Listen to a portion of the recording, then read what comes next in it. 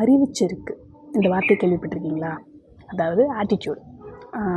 இப்போ நம்ம ரெகுலராக யூஸ் பண்ணுற வேர்ட் தான். ஆனால் நான் இப்போ ஒரு புக் படிச்சுட்ருக்கேன், வேல்பாரி. அந்த புக்கில் தான் அதோட ஆத்தர் அறிவுச்செருக்குங்கிற அந்த வார்த்தையை பயன்படுத்தியிருக்காரு. இப்போ அந்த கதையில் ஒரு பெரிய அரச குடும்பத்து கல்யாணம் நடக்குது. அதுக்காக ஒரு மிகப்பெரிய அரண்மனை ஒன்று புதுசாக கட்டிக்கிட்டு இருக்காங்க.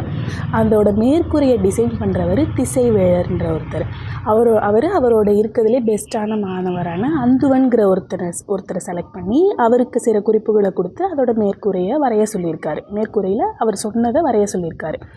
இவரும் அவர் சொன்ன குறிப்புகளை வச்சு ஓரளவுக்கு அந்த மொத்தத்தையும் வரைஞ்சி முடிச்சிட்டாரு. இப்போ திசைவேழர் அதை பார்க்கறதுக்காக வராரு. வந்து பார்த்ததும் அவருக்கு ஒரே கோவம். ஏன்னா அவர் சொன்னதில் ஒரு சின்ன மிஸ்டேக் பண்ணிட்டாரு. அதனால அந்த வரைஞ்ச மொத்தமுமே ஸ்பாயில் ஆகிடுது.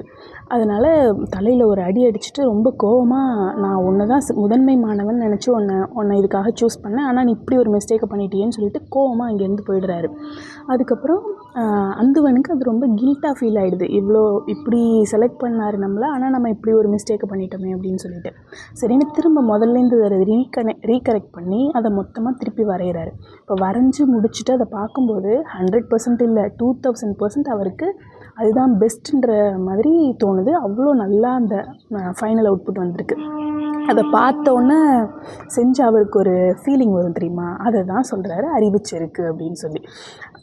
எப்போவும் அவராக தான் வந்து பார்ப்பார். இப்போ இந்த அறிவுச்செருக்கில் அந்துவன் என்ன பண்ணுறான், இவன் ஆள் அனுப்புகிறான் அவரை கூப்பிட்டுட்டு வர்றதுக்கு.